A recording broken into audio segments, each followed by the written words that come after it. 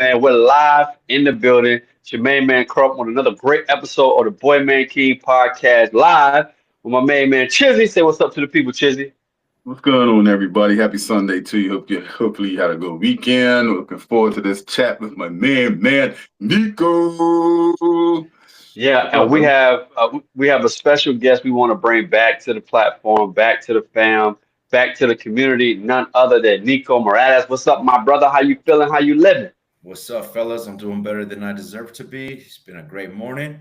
How are you guys? What's the most exciting thing that Good, happened man. this Sunday? Listen, man, I'm like, I'm just like mellowed a little bit. Chiefs lost. Cool. It's opening week. The Gators lose. I was like, where's the drink? And I ain't had no drink. I had to get drinks some water. I was like, I had to have God quench my thirst. I'm like, how you lose? So It, today, I don't have no expectation on who wins and lose. I'm not gonna get myself emotionally entangled with that today. I'm breaking bread with my brothers. So I need this mm. conversation to bring me back. Like, you know what I'm saying? Shit, I need it to bring me back. I mean, it's funny you say that because the topic, how does a man rise from the fall? Like that might be fitting for you at this particular moment. Sounds like you need Yeah. need a little pick me up, something, bruh. Hey, Nico, we're gonna get right into it. We're gonna give it to you, but that's part of it, right? Is get Yeah. yourself connected to some good energy, right? Sometimes, when you're like, and I was like, how you try to like, well, I'm older now, I'm mature now, I'm in my 40s, the game don't really matter. It's not, bro. When you are a real fan, I don't care. Like, I couldn't even help the emotional reactions that came out of me, and I didn't even want to have an emotional reaction. I'm like, oh, it ain't. I'm like, you stupid, you idiot. Ah! I was like, man. I was like, yo, I really need a somewhere to kind of just recap, recharge. So, man, I appreciate the space. But Nico, man, the topic that we want to really bring to the culture, bring to the community, bring to this conversation is how do men, and I can't wait till people check out your episode, but how do men overcome the fall, the shame, the embarrassment, like something that happened in your life as a man and or something that happened in your childhood that you're still ashamed of that nobody kind of knows publicly, but you're still struggling with dealing with overcoming, man. Let's get to it, man. You know what's so crazy about that? And I appreciate you guys, the opportunity just to chop it up with you on this topic because the two things that we're born innately to have a fear of is falling and loud noises. Yeah. Those are two Mm, things as children, like no matter what, we're scared of. And I mm, think as men, the goal is to overcome that. So how do you do it? Well, you have to fall. Like being afraid of the fall is part of mm, the problem. You have to fall. Uh, Check this out. I had this deep seated regret inside of me that if I didn't learn how to ride a motorcycle, I would be upset with myself, right? There's certain things Right. that we all have that we're just like, nah, I need to know that. I need to know how to do that. I never mm, grew up learning how to ride a motorcycle. So 2 months ago, I cashed out on a bike, and I'm a little bit of a kinesthetic learner. I don't like to go do things the normal way. So I got on good old University of YouTube and I watched 15 minutes of motorcycle lessons. And I was like, I can do it. I could ride a motorcycle. My bike's not too much. It's got like 400 cc's. It's a little sports bike. But I take Okay, okay, a little 400. You know what I'm saying? 400, nothing too Chizzy, big. Chizzy, Chizzy used to ride a 50 cc. You know what I'm saying? Like he used to stay Yeah. like in Bermuda. He ride the 50 We used to, cc. yeah, we used to try to soup them up to about the 400. We probably got to like a 50, 51.2. Yeah, All right, that's the but best we continue. But got. continue. Go ahead, No, go no, no, I ahead. got you because you're gonna be able to relate to this, Chizzy. Because For riding on a sure. bike is scary. Yeah, I never did yeah, it. Like four wheelers, I know how to do four wheelers when I was a kid, but a yeah, motorcycle is different. So I take it down the block in neutral. I'm feeling a little bit uh, confident. yeah. I was like, all right, well, let's see what happens if I turn the throttle on. Well, I didn't understand the throttle and the clutch, and I Right. lost control over the bike. I went right into a wall. Luckily, I had helmet and I had the jacket on, but I knocked myself out. So I got up.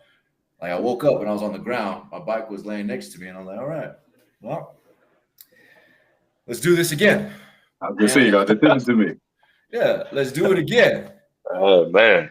This car pulls up and they're like, "Are you okay?" I'm like, "I think so." I'm like, adrenaline's running right now. But I knew I got knocked out because I saw that white flash that happens. Yeah. Came to. But I think that's a good example because when we fall, it sucks. Yeah. But what you do after the fall is far more important. And we have to train ourselves to get right back on it. So for me, I've blown both the tires of my bike because I hopped the curb. And so I had to push that bike all the way to my house. You have to deal with the shame of that, right? Nobody wants to take that walk of shame, but you have to do it. And by walking through it, figuring out how to solve the problem, I got better at riding the bike. So right now I could get up to 50 miles an hour and I know how to throttle it, but I'm not afraid of falling again. Right.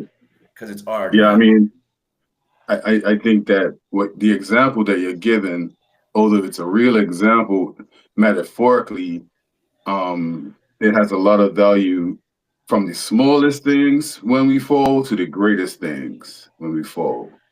I can remember post-divorce, the shame that comes with that failure. For me in particular, my dad's a pastor. He was the one that married us. So of course there was a level of shame, regret, and embarrassment, especially growing up in a small community in Bermuda, that comes with divorce. And of course, you know how we feel, what the Bible speaks to as it relates to divorce. But I definitely can relate to what that feels like, what shame can come with, divorce and separation. And it's a hard thing to navigate. But like you were talking about before, you have to make a decision. You can decide to either, duplicate the same mistakes, or you can step back, take time to evaluate the challenges where you went wrong and make the adjustments. So for you, okay, what else do I have to do to more structure my balance? So how do I know how to lean into the corner a little easier? Or what do I have to do from a motorcycle perspective so that when I get to a certain velocity, I can still manage and hold the bike and not have the anxiety of the speed cause me to make stupid decisions. And like I say, although obviously there are nuances to both scenarios, but I think the importance is recognizing that you're gonna fall numerous times, and life's not about how many times you fall. It's about what you do when you get up and how you transition past those challenging pitfalls. And community is another part. So we're gonna spin it a little bit. The importance of community, the importance of brotherhood, the importance of accountability, the importance of outlets as it relates to helping you get through that fall, and also giving yourself grace. That's a big part for men as well. As you said earlier, we're taught in a lot of ways, certain things we're just groomed by young to have a fear of, and sometimes we're a lot harder on ourselves than we should be. And so that's why it's always good to have someone else's perspective, because they can tap you on your shoulder and be like, yo, bro, it's okay. Give yourself some time to nurture to nurture yourself, to bring yourself back to a space where, you can help make a healthy transition past that fall, man. I know Crump's had a couple falls in his life. We all have experienced falls in different levels. What I mean? Man. And I think it's now it'd be dope if we can even give people some examples. I know Chizzy talked about his divorce.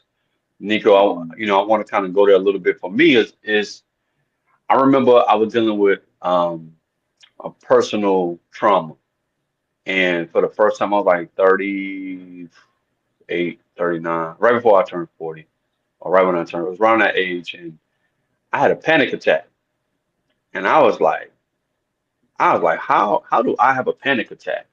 So much so that my wife had to call 911. They checked my vitals. It was just a lot of shame around, what I was dealing with in life at that time. Just feeling like I wasn't worthy.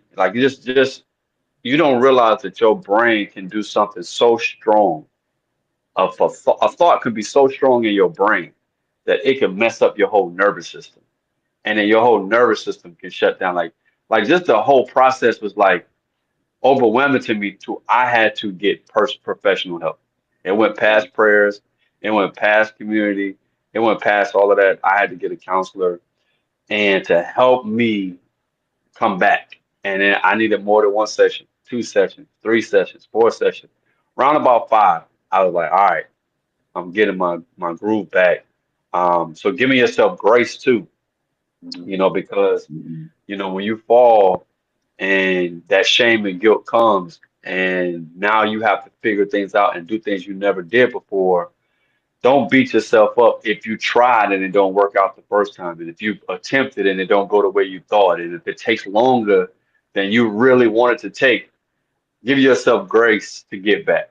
You know what I mean? Sometimes it ain't just pop up and get back to it. Sometimes it's like, hey, bro, we got to kind of recalibrate, restabilize, get back to baseline. And depending on the level of trauma, depending on the level of challenge, depending on the level of resources, depending on the level of the situation, you can't just hear something in abstract and be like, well, I took a class and I went to this and I got a session. It's like, it's not just check off the box. Is the situation is it has affected you in so many ways that sometimes you're not even aware of, that all of that needs to be worked out for you to get back and to do it. But know that it is possible. So I wanted you to share, Nico, some example of what the reality that men have to deal with, and what it was the practical steps you took to get back. Yeah. Thank you. I appreciate that. I think we kind of highlighted a few of them, but one of the areas that I still have to work on and that I still fall short on is honoring my father. Me and my dad, we don't have the strongest relationship, but I struggle with honoring him. And it's to the point where I still have to go seek counseling on it. It's an area that I know I can't grow further in until I overcome it. And we do all right for a little bit. So, just a little quick background. My dad didn't grow up with a father, so he didn't really know how to be a dad. So, he was just kind of winging it. He did the very best that he could. And when I was going through my go through, my dad let me go stay at his house for a little bit. And when I was staying at his house, I wasn't helping out. I wasn't helping out financially. I wasn't helping out around the house. I was just taking. So my old man was like, "Hey, you got to step, bro. Like you're not taking care of business. You got to go find somewhere else to live." And that really hurt me because it was rejection again. And I struggle Mm, with the I struggle with rejection pretty harshly, right? Like that's for me, that's a fall. When somebody rejects me, that's like a fall. So it's inside my chest, it gets tight. Even now, as I talk about it, my chest starts to get a little bit tight, and I'm like, "Dang, what the heck's wrong with you, bro? Like, it's not that bad. It's just somebody giving you an opportunity to grow." And that's what he needed to do. So he had to give me the opportunity to grow. My dad left my mom about 10, 15 years ago. And just recently he remarried. And now he goes and does missionary trips. He does all kinds of things on his own. And I rarely see him. I'll hear that my dad's in town from one of my cousins. I'll be like, "Hey, your dad's coming over to dinner. You coming with us?" I'm like, "Bro, I ain't get no invite." So no, because I'm from the old school. Like if they don't invite you, you don't just show up. Yeah. Uh, and so for me, that is an area where I continue to fall at. But I believe that that fall gives me the opportunity to grow because I get to take it to my father, my heavenly father. That's my personal belief. mm, And he will never reject me. And he gives me the opportunity to show grace to others that I need to receive. And so I get to hit my dad up, be like, "Yo, man, I hope you're doing well." We talk maybe once a month through some text messages. And that's where our relationship's at right now. And mm, in those cycles of getting upset with my father, being pissed off at him because I have to take care of certain things around my mother's house. I got to handle some situations that I shouldn't be handling as a son. Another, like he should be handling them if he had not left my mom. I get mm, upset, right? Like I'm like, why the heck do I have to do this? I joke around and I say that I've been married for the past 10 years and I didn't volunteer to get married because I have to take care of some of the things that my the man of the household should be taken care of. And so when those feelings come up, that's where I fall because I get this mm, cycle of it's not even anger, it's sadness, it's jealousy because I'm like I'm the one that should be doing all that stuff. I'm the one that should be traveling the world. I'm the one that should be going out looking for a new life. mm, But I got to take care of stuff here at the house still. I still got to take care of what my mom's house. I still got to answer some stuff for my sister. When she gets into some situation, she got her husband, she got her husband's family, my sister, that is. But there's other things that she just needs, a different man's perspective of. So when that cycle happens for me, one of the first things that I know I got to do is I got to recognize it. I can't stew in it. It's like what you said earlier, you got to get back to that baseline. So for us men, how do you know you fell off unless you have a baseline? So what are your in business, like they're called key KPIs, key performance Yeah. indicators. So as a man, what are your key performance indicators on a weekly basis, on a monthly basis, on a daily basis? And when you're not hitting Good. those performance indicators, why have you been taken off? So for me, one of my key performance indicators is spending time with God. If I'm not spending time with God, why is that? And normally it's because, well, I'm upset with my earthly father, so I don't want to talk to my heavenly father. And that's a battle you got to go through, right? So that's one of my key performance indicators. If I'm spending too much time on the phone, scrolling through social media, watching YouTube, whatever it is, trying to get high off of learning, because that's how we justify it now. Like I'm gonna watch something, I'm gonna learn about it, I'm gonna watch this educational video. No, you're just escaping. And so when I find myself escaping through education, because I need to get better at something, that's usually Man, hold on. Let's pause right there. That's big, bro. I think that's actually a great point to have even another breakout just about that space because I know a lot of people actually do that where because you can mask it so well. Like I'm learning, I'm working on myself. You know what I'm saying? It's like, yeah, you escaping your truth too. You know what I mean? Like how many of us say that we're back to baseline, but we're really running from our truth and dealing with our challenges by working out overly, you know what I'm saying? Going to work extra hours, learning on YouTube to another skill. But deep down, there's something that's really bothering you, but you're like, look, I ain't gonna mess with that right now. I'm just gonna focus on me. And focusing on me is avoiding what I need to deal with so I can heal, so I can be more present, more available, more resourceful as a human being. But what I'm gonna do is because I just realized that like when you are high on yourself but low on others, you avoid. So a lot of Yeah. times it's like I feel like others let me down, others hurt me, others. So when you're trying to say I'm escaping, but that escaping avoids people, you know Mhm. what I mean? Like so you're working on yourself by yourself. You're learning by yourself. You're working out by yourself. There's also like that you might want to ask yourself, are you running from something? Is this more of an escape than a healthy outlet? Yeah, you guys are hitting the nail on the head, as they say, man. Because I know personally, I've been guilty of escapism, of running from certain things, um, recent years, past years, that you only come to realize what it is when you start being able to evaluate it. Because when you're in your own head and your own mind and you're functioning in the way that you function, all your behaviors in you for you are normalized. It's only when you have an outside perspective that's able to evaluate it and give you that's the benefit of counseling. That's the benefit of having a brotherhood. That's the benefit Mm. of having somebody look at you, that you start to see those blind spots. You start to see those things that you're trying to just escape, or you're trying to fill voids, or you're trying to just give the appearance that you're okay by being busy. Or Mm. I think for me it was parts of it is moving to a different destination, moving a different country.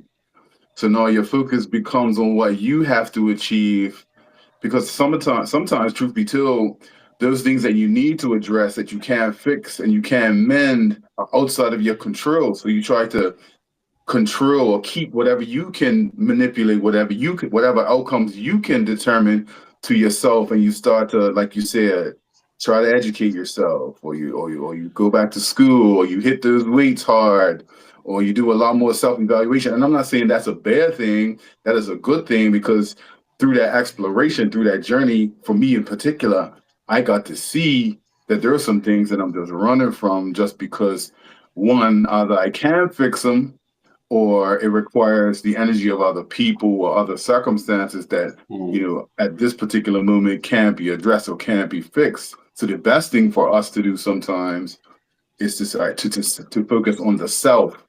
Um, and I think, like I said, I think that can be good, but it can be bad because, as you're saying, good is no matter where you go, there you are, sort of thing.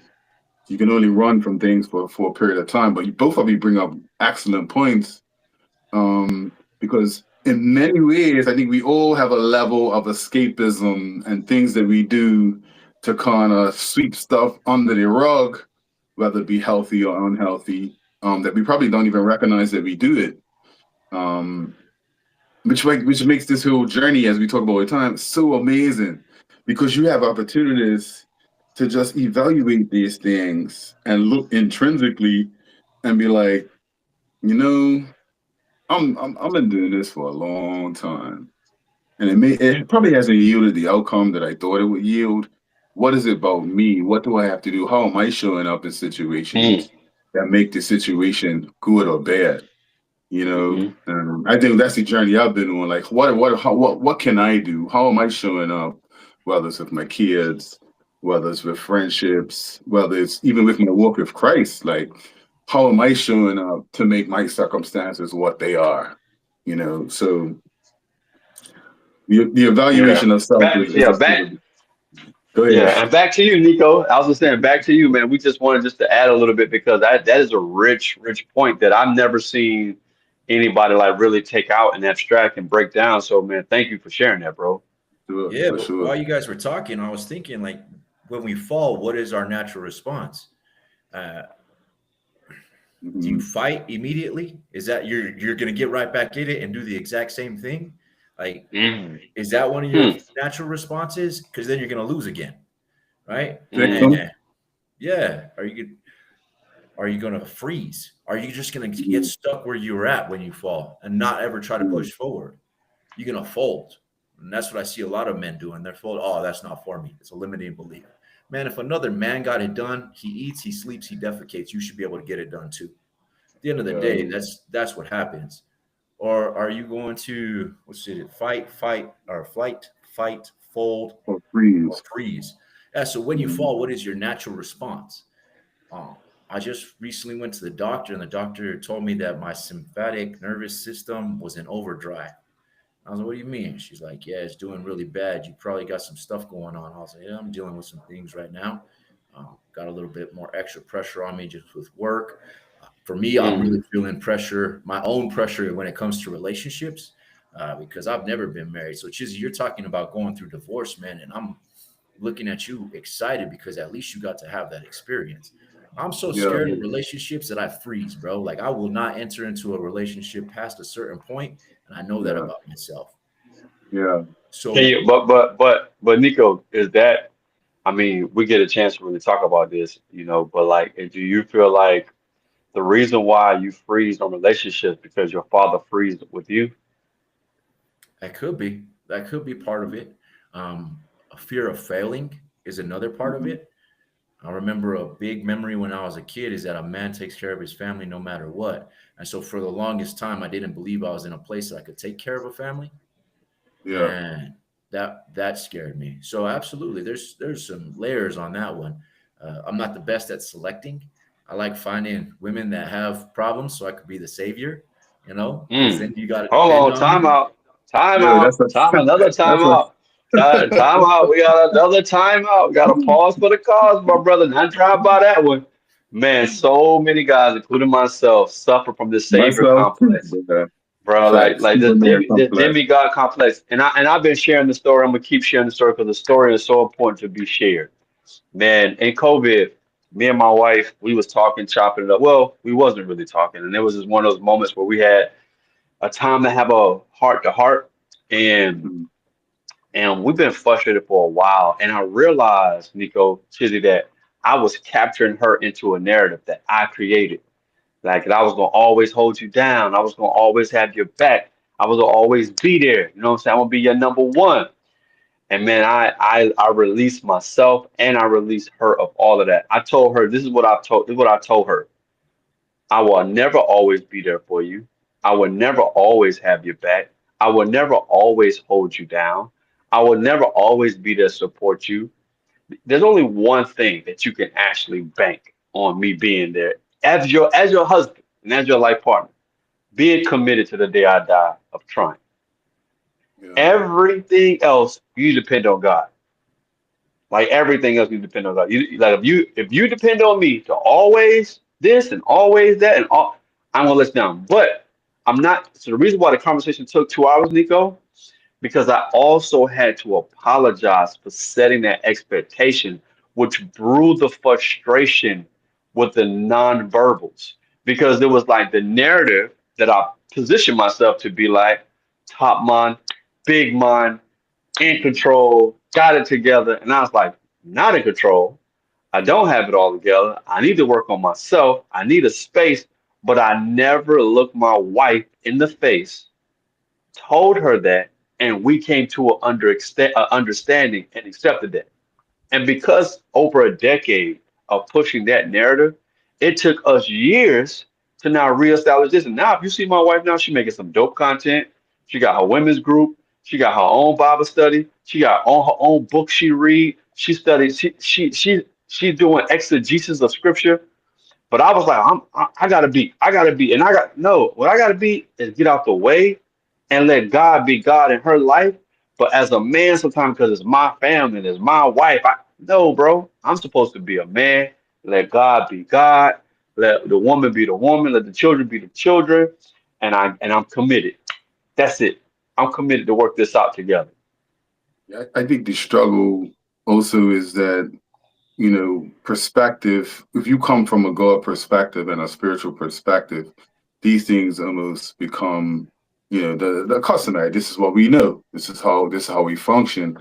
But my question would be, what do you say to a non-spiritual, non-faith-based couple that is struggling in that space? Can a relationship, and this may be for another conversation, but maybe rhetorically, I'm gonna put it out there, can a non-spiritual, non-God-based relationship thrive and do well? I guess I know the short answer is yes, but then like what do we do as men?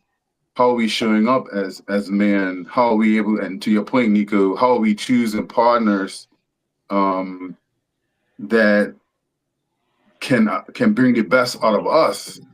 Because I mean, yes, the spiritual aspect is important, 100%. That's what we do. What we do. But then there are a lot of people out there that aren't guided by those values, I'm not and I look qualified to help. I'm not qualified to help, brother. I'm not qualified. I cannot do this without God. So I'm not qualified. yeah. Nico, you give some advice. Well, I'm just thinking on my own experiences around me. And my parents were the so-called Christian family, right?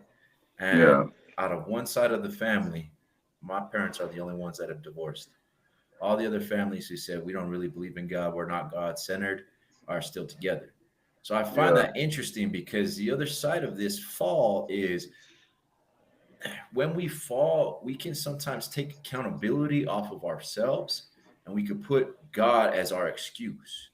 Oh, well, Yeah. God wanted me to go through this experience. God wanted me to do this. Sometimes you can't blame my dad for the decisions that you made and got Facts. you into this outcome and then say, hey, this is because God wanted it. He Yeah. he will take care of it when you release it back to him. So I don't Yeah. know. I also haven't been married, so I can't say that I've been in a long-term relationship to have all of that stuff, but I will say that we have to have accountability and that if you're dealing with people who are non-spiritual, because I work with people who are non-spiritual in my spaces, and I always go back to accountability because if you're not reporting to someone, then what the heck are you doing? And before you have accountability, you have to have responsibility. So Yeah. if you're not going to be responsible, you're not going to be accountable. You know what I mean? And so your discernment as a man is to even ask yourself out the gate, just off the strength. Is this a responsible person? Am I a responsible person? That which means that I will put myself in possession of ownership of a situation and circumstances and the outcome and make the necessary adjustment to influence the outcome differently. But if I never even take responsibility of a relationship, like I'm gonna be like, oh, the outcome, I got nothing to do with me. That's you. You know what I mean? Like because I'm never even taking responsibility that I have a role to play. And if the outcome is not what I want, I have a responsibility to address it accordingly. But if I never even take that on, and again, I think this is where that gray area comes in, right? Chiz is like whether you're spiritual or not, fundamentally, principle wise, are you a person that takes responsibility? And do Yeah. you get in relationships with people who are responsible for their behavior and their actions and that matters to them? Or did you get into something about somebody plays victim? Because you kind of already know people's persona if you really pay attention. Some people play victim, some people play victim, but your goal is, am I in relationship with this person? Am I in a commitment with this person? You are still responsible for that level of engagement. And so at the end of the day, it goes back to that responsibility in order to be accountable. Yeah, I could tell you from personal experience that for me, um, my choices back then was a reflection also of my deficits. You know what I mean? So a lot of times we pick stuff because our lens is all jacked up. You know, we're trying to overcompensate. You know, the superficial things are priority, and not value or value based things were priority. That's one way I think for a man in particular, one way for you to determine what type of character a man has is the type of woman that he chooses and the type of people he spends most of his time with. And it's only when I knew, for me in particular, that I was able to evaluate my circle and me, and like I said before, how I show up and what deficits I had and what overcompensating I was doing and what my values base was, then I was able to kind of wipe the mug off my glasses or my shades and see a little bit more clearly. And of course, this is Mm, not an indictment on past partners. It's an indictment on me because I'm accountable for me. How people show mm, up is how people show up. But if my lens is so jacked up, I'm going to be making a mm, decision based off of false information, and I'm not going to be making a clear decision based on what's based on my values, the outcomes that I'm looking for, and there's things that I've worked on internally that allow me to see things more clearly, and it's not coming from a trauma perspective. You know what I mean? My parents have been married 50 some years. They celebrated their anniversary last year. My brother's what, 55, so maybe 55 years. And so even coming from that environment, you know, there's pressure that comes with that. And mm. if you're young and you're stupid and you make bad decisions and you're moving based off of superficial things, no matter what environment you come from, you're gonna do dumb things. You're gonna say dumb things. I was listening to somebody the other day, and I think a lady asked a question about siblings and do siblings.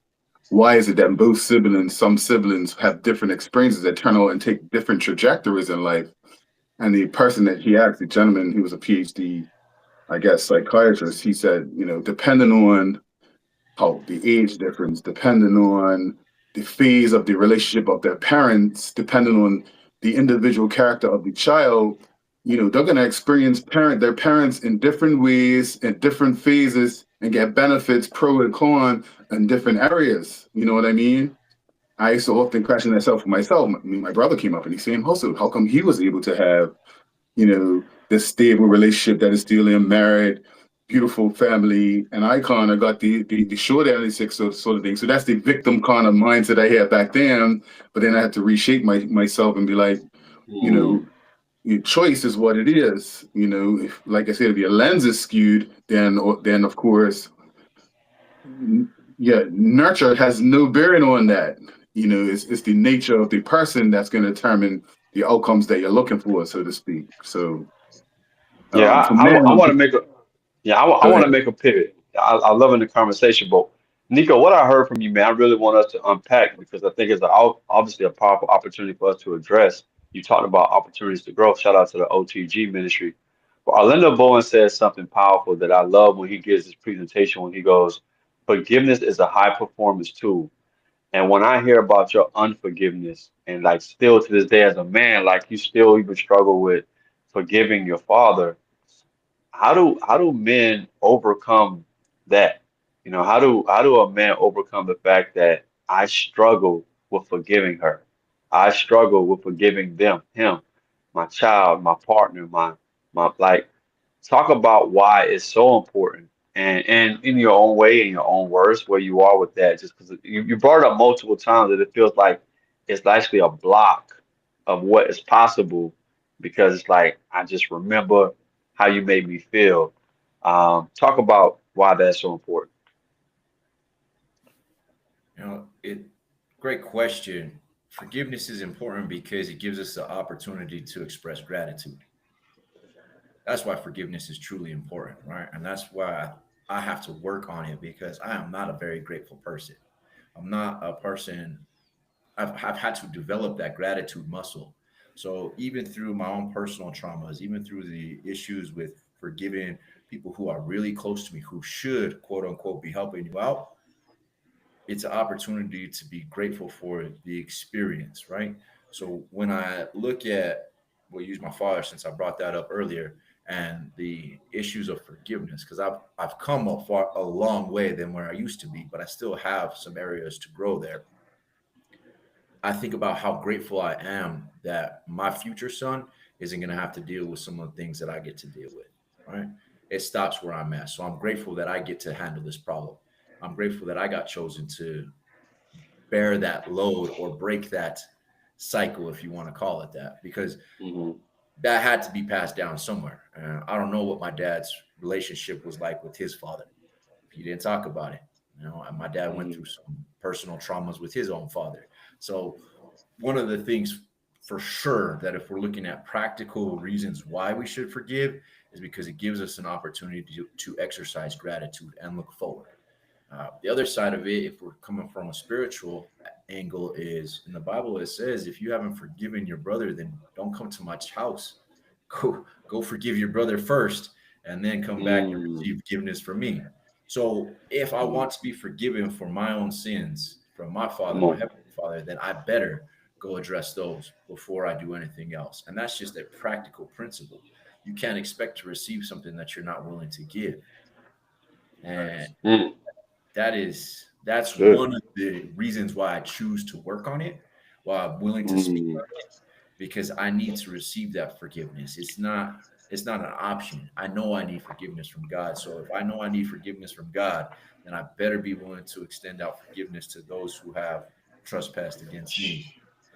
Come And on, man. I can't I cannot progress in my life and do what I'm supposed to do for the kingdom, expand the kingdom, grow the kingdom the way that I know I can, reach the people that I'm expected to reach because I have special gifts. I've had life experiences that I've had to forgive people. Man, I've had people short me with women. I've had people short me with money. I've had people do some really dirty things when I was doing dirty things, and I've been able to forgive them. So why can't I Mm. forgive someone close to me? Right? I should be able to extend out more. And so that's the other side of it is that I know how much forgiveness I need on a daily basis. That when I start to get that animosity, that anger, that frustration, the jealousy, the why me mentality, I have to stop and say, like, you know what, thank you. Because who else is gonna do it? You chose me to handle it. And I'm grateful for that, Lord. So let me go ahead and extend this out. Let me send some well wishes. Even if we're not talking right now, I'm not even gonna have a thought inside of my head of a negative wish towards my father. I'm gonna pray that on his next mission trip, he does excellent. He gets to expand your kingdom. And he might be going and helping out children somewhere else. I'm his child and he hasn't helped me out. He felt that he did what he needed to do up until a certain point, and now it's my responsibility to take on that load. So I'm thankful for that. I'm thankful that it created a better experience with you because I wouldn't have the connection with God that I'd have if I didn't have the disconnection from my father here on earth that I have. So because of that Mm. gap there, I get a gain up here. I love it, man. Let- And let- Chizzy, I want to give it to you to talk about the danger. You know, I know you had a couple experiences. I don't know how much you remember, but the danger of what a man is capable of when he don't forgive and he harbor resentment in him, and all of a sudden you get triggered and you can't take back certain things you say and certain things you do. Talk about how dangerous it is not to forgive. Yeah, I'm glad you asked me that because I was gonna piggyback off of what Nico is saying about forgiveness because it's not something you just do once and Mm, everything's absolved and you forget about it and you just adopt this new space, especially when it comes to people that you either have to engage with for the rest of your life, family members, close friends, loved ones, your partner. This is a consistent choice that you have to make. Forgiveness is a consistent choice mm, that you're making because if you don't, to answer your question, it can be extremely damaging because, you know, today you may forgive, tomorrow you choose not to forgive, and that's probably the day when you need it the most because something will come up that can trigger you. So now the resentment that you thought you dealt with, the day when you said you forgave, shows his mm, head the next day, and now you're looking at yourself, well, I thought I was over this. But no, there are nuances to forgiveness. There are levels to forgiveness that have to happen mm, in your life because situations are going to come up that you are actually asked to pull and draw from stuff within yourself that require you to demonstrate that forgiveness every day, especially when it comes to family members. Um, and so I can tell you from personal experience that the resentment, the entitlement, all of that stuff that comes with feeling like you have been done wrong under the guise mm, of forgiveness, it can come up every day if you allow it to, or if you're not deciding or choosing forgiveness daily. That's how you wake up every day, you brush your teeth, and you go to the gym and you read your word. I think forgiveness is one of those things you have to demonstrate every day. I've been guilty of resentment. I've been guilty of not, you know, of forgiving, but not really choosing to forgive in the hard times. A real measure of man is how he acts in times of crisis. It's all right to forgive somebody when there's nothing happening. But when somebody steps to you, or your father in your case, in my case, an ex-partner, and she's pushing them buttons and triggering you in ways, sometimes forgiveness can go out the window. And that's really when you have to draw from, the character that you need, the push-ups, the reps that you need to do every day so that when that moment comes, when you got to bench 300 or 225 or 275, you can do it because throughout the week, throughout the day, throughout the hour, sometimes, you've gotten enough, you've done it enough times where it becomes just second nature. And it's not coming from a place of emotion. It's logic based and not emotion based. You know what I mean? And I know a lot of brothers out here, because if I'm one of them, I'm pretty sure I'm not the only one. We struggle with facts. that daily, especially when it comes to ex-partners, especially when it comes to people that have done us wrong, that we feel a level of entitlement that we should experience because they have a title in our lives, whether it's your children's mama, whether it's your dad, whether it's your sister, whether it's your brother. These are choices. Forgiveness is a choice you have to make. Truly, in my mind, that is one of the most difficult things for a man in particular to deal with, because the ego, the bravado. Crump says this all the time. It may not be your fault, but it is your responsibility. Mm, That's a choice that you're making. It's a choice that you make every day. Yes, you may be justified. Yes, you may feel like you have a level of Nico. I'm pretty sure you feel this way. Yes, my dad did me wrong, and I'm justified in how I behave and how I act towards him, how I receive him. But you also have a responsibility, not just for you, for your children, for the people around you. Um, to to demonstrate that forgiveness day in and day out, man. Um, yeah, and I love it, so Chizzy. Thanks for I that, don't man. know. No, that was good, bro. That was really good. We're gonna wrap it up with these final thoughts. I give it to you, Nico, I and then I think the let Chizzy audio close. dropped out real quick, Chrome. I can't hear you too well. No, today, to be honest. My apologies. I don't know what Can you happened guys hear there. me now? Can you hear me now? Yes, you're good. Yeah. All right. Cool. Okay, Cool. Cool. good. All We right, man. good. We good. My All apologies. right. Yeah. So I wanted to make sure I kind of close us out with this, man. And I'm gonna let Nico go, and Chiz, I want you to give your final remarks. I'll close out with just saying this, man. You mentioned it's not your fault, but it is your responsibility.